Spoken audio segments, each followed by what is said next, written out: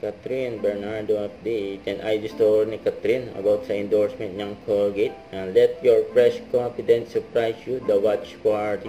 Nasa June 30 na yan, 9 PM sa YouTube channel ni Catherine Bernardo na Everyday Cup at sa social media ng Colgate.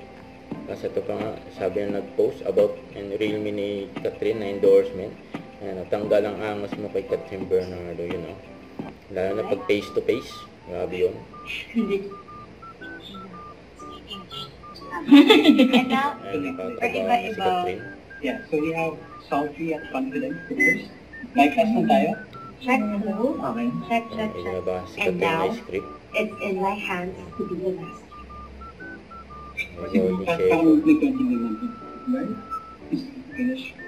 Because life is an unfinished work of art. Some may appreciate, others may not, the final work in progress. Which may continue stories. Okay. So tayo. Good. Ating lang yun. Oh my God. Ding dong. Okay, what?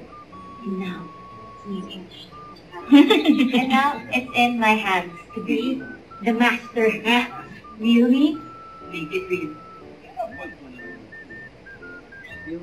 Get real. So parang may Real. Real me? Make it real. Yun na.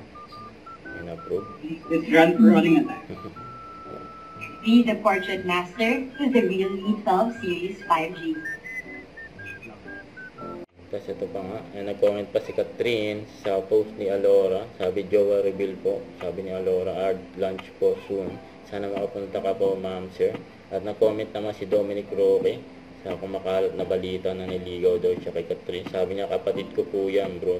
You know. Huwag kalimutan mag-subscribe, click on notification bell for more update. Ito po ang Richard Reaction Vlog. Bye guys, thank you for watching.